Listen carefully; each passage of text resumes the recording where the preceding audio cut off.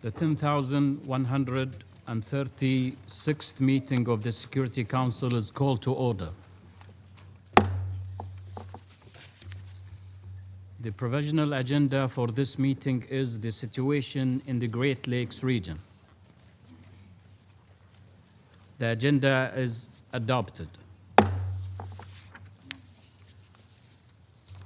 In accordance with Rule 37 of the Council's Provisional Rules of Procedure, I invite the representatives of Angola and Rwanda to participate in this meeting. It is so decided. In accordance with the Rule 39 of the Council Provisional Rules of Procedure, I invite the following briefers to participate on this meeting. Mr. Huang Xia, Special Envoy for the Secretary General for the Great Lakes region, and Ms. Sima Sami Bahous, Executive Director of the UN Women. It is so decided.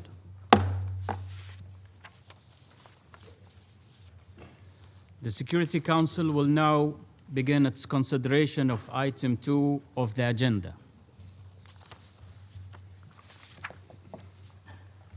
I wish to draw the attention of the Council's member to document S/2026/256, the report of the Secretary General on the implementation of the Peace, Security and Cooperation Framework for the Democratic Republic of the Congo and the region.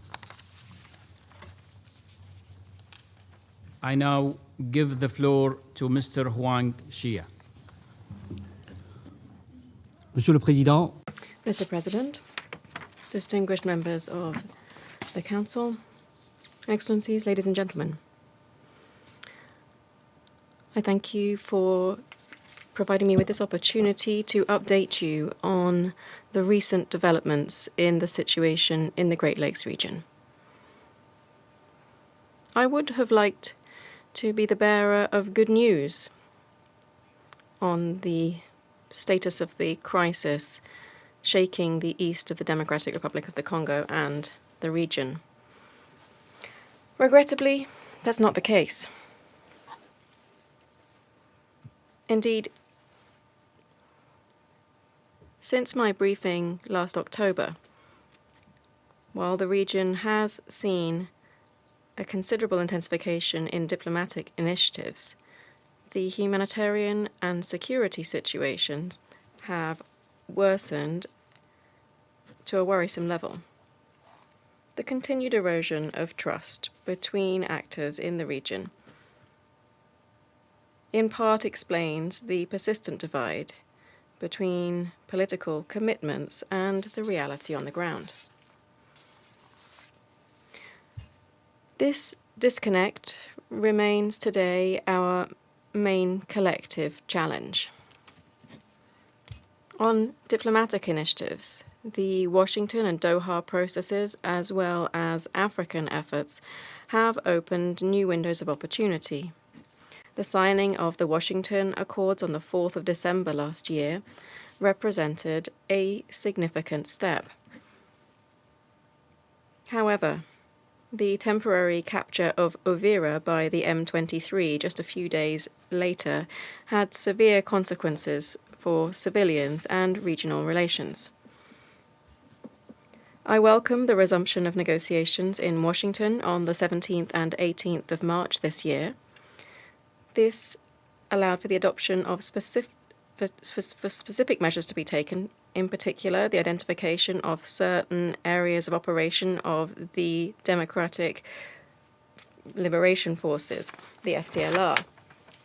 During my last visit in the region, just before my arrival in New York, Congolese authorities updated me that operations against the FDLR were being prepared, and that an awareness-raising campaign was also underway to offer fighters the possibility to surrender voluntarily.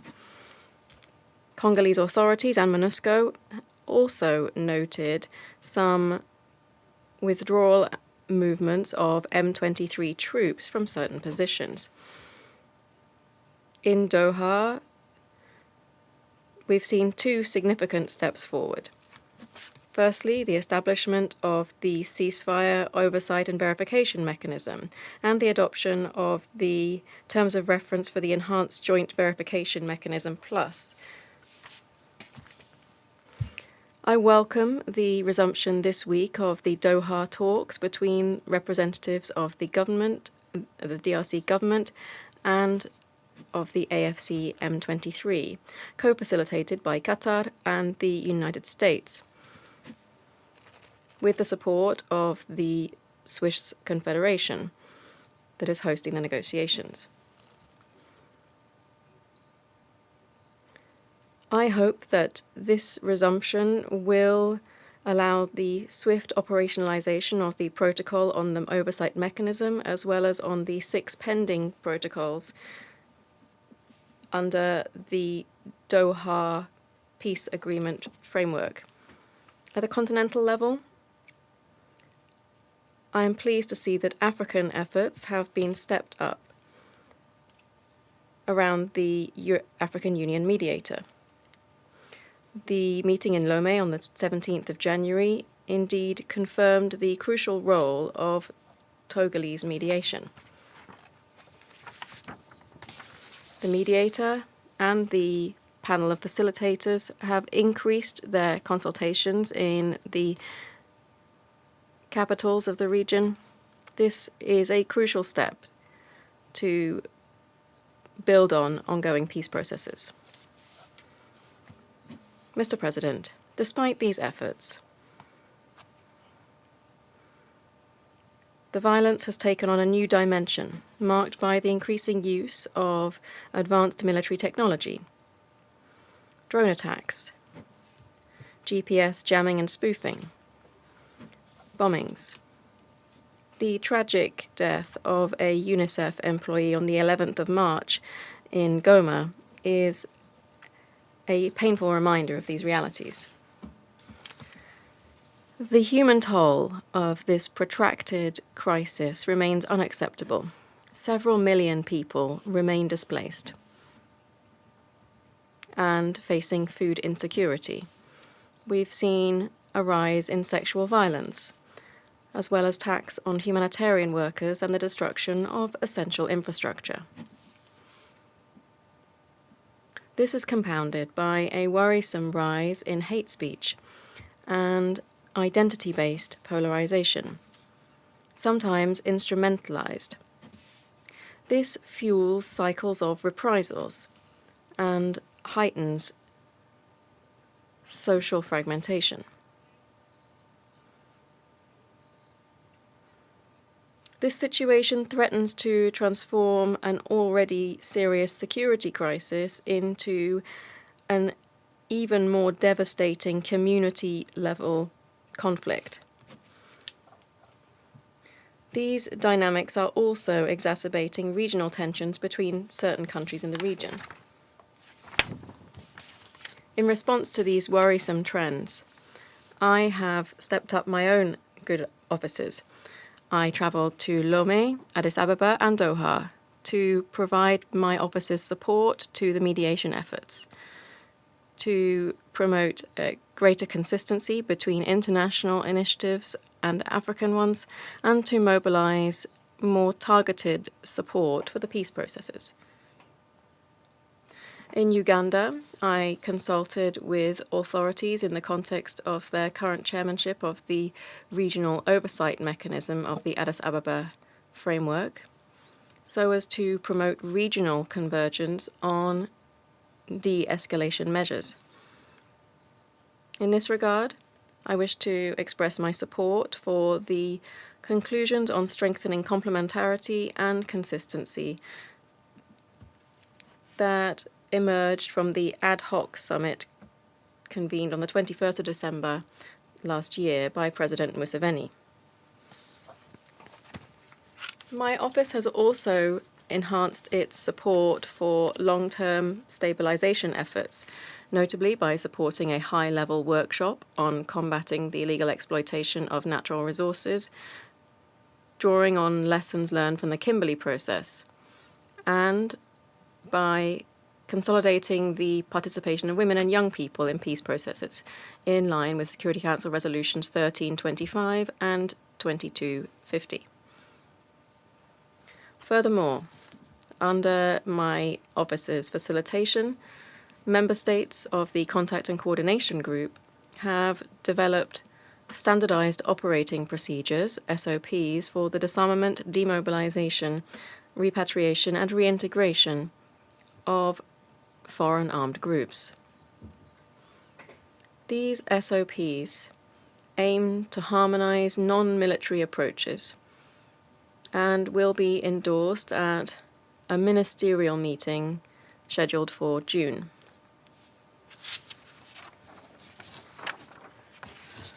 I also welcome the close collaboration between my office, the African Union, the International Conference of the Great Lakes region, and relevant United Nations entities in the implementation of the UN strategy for the Great Lakes region, in particular on youth, peace and security, and on refugee-related issues.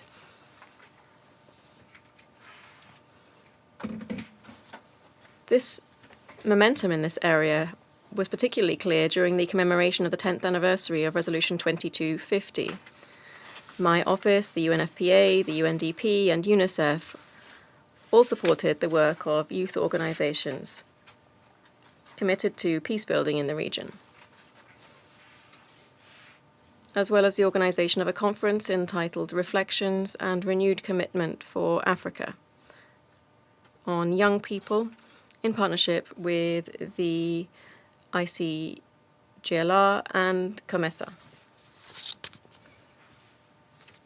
My office also worked with the UNHCR and the European Union to organize from the 16th to the 18th of March a regional ministerial conference on comprehensive solutions for Burundian refugees, bringing together regional governments, South Africa, Burundi, Kenya, Mozambique, Uganda, Rwanda, Tanzania, and Zambia, as well as regional economic communities and several partners. Mr. President, distinguished members of the Council, it is regrettable that commitments made through the Washington and Doha processes have not yet been fully translated into sufficient action on the ground.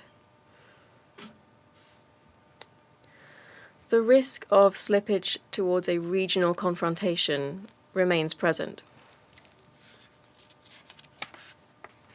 This Council cannot afford to see a recurrence of the cycle of violence that it has seen for all too long.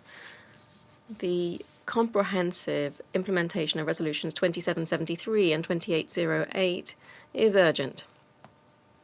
In this context, this Council's support is vital to ensure that the parties make specific progress. The immediate priority is the establishment of an effective, verifiable, and fully respected ceasefire. Its credibility hinges on the full operationalization of the oversight mechanism and the EJVM+. Indeed, the monitoring, verification, and reporting functions of these mechanisms are essential to restoring a de-escalation. The resumption of negotiations between the DRC and the AFC M23 represents a considerable opportunity to better define the modalities for effective operational cooperation between the parties, so as to ensure full respect for the ceasefire. In addition, it's essential that members of the Council strengthen their engagement with the parties to secure the opening and protection of humanitarian corridors, guaranteeing safe, swift, and unimpeded access to populations in need. On the political level, it's essential that we address this crisis while remaining mindful of its regional and historical dimensions. This is a crisis that is particularly visible in the Eastern DRC, but which for more than 30 years has been characterized by a complex web of closely intertwined and competing political, economic, and social interests, both at the national and regional levels. It is in this context that my office has been entrusted with a regional mandate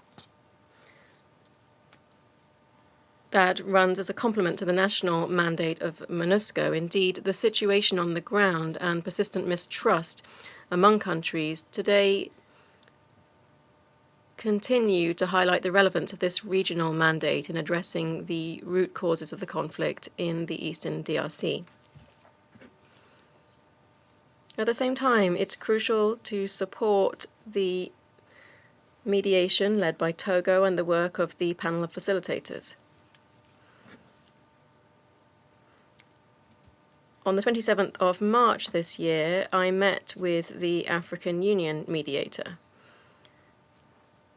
It is imperative that we lend him strong political, technical, and financial support in order to promote a high-level political dialogue among leaders and to reinforce mediation initiatives already undertaken in Washington and Doha. While efforts should naturally converge around the pre-existing agreements, the rebuilding trust between regional leaders is just as essential to ensure the long-term success of any agreement. I therefore urge the Security Council to support these trust-building initiatives, which is an essential precondition for true, lasting peace. Finally, in order to address the root causes of the conflict, the revitalization of the Addis Ababa Framework Agreement remains essential. In this regard, I welcome the commitment of the South African authorities, whom I met recently in Pretoria, to continue these revitalization efforts within the framework of South Africa's presidency of the Regional Oversight Mechanism, beginning in 2027. This will be a fresh opportunity to strengthen the regional momentum for sustainable peace. Allow me to conclude with an appeal to the parties. No resolution, no mediation, no verification mechanism can succeed unless the parties directly concerned choose the path of peace. I therefore call upon the DRC, Rwanda, and all concerned actors, including the AFC M23, to resume frank dialogue, to immediately ease tensions, and ensure the effective and timely implementation of all of their commitments. Thank you. I thank Mr. Shia for his briefing. I now give the floor to Ms. Sima Sami Bahous. Thank you, Mr. President.